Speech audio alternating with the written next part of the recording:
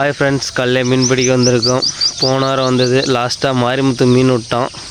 அதோடு சரி, மறுபடியும் மீன் பிடிக்க நான் வரல. இப்போ வந்திருக்கோம்.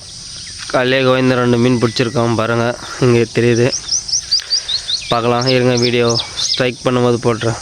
இன்னும் கல்லே மீன் பிடிச்சிட்டான்னு நினைக்கிறேன். நான் இப்போ தான் வந்தேன்.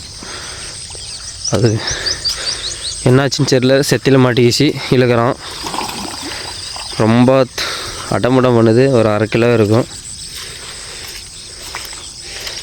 ஆஹா, கோவிந்த நான் வரவும் மீன் பிடிக்கும் கரெக்டாக இருந்துச்சு. நல்லா மாட்டிருக்கு வலுவா. அதுக்கு முன்னாடி இங்கே ஒரு மீன் பிடிச்சிட்ருக்கோம்.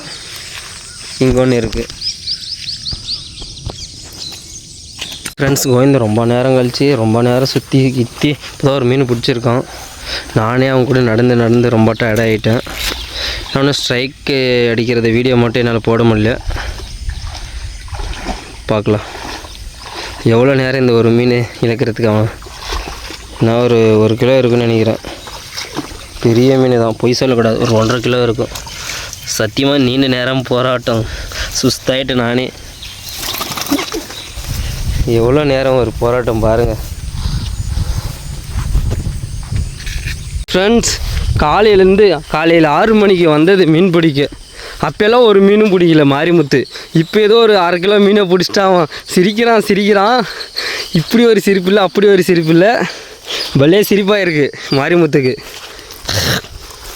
அது ஒன்று சொல்லிக்கிற அளவுக்கு இல்லை ப்ரோ. அது ஏதோ 400 கிராம் தான் இருக்குதுன்னு நினச்சேன். பார்த்தா 1/2 கிலோ இருக்குது. இல்லை, 400 கிராம் தான் கன்ஃபார்ம்.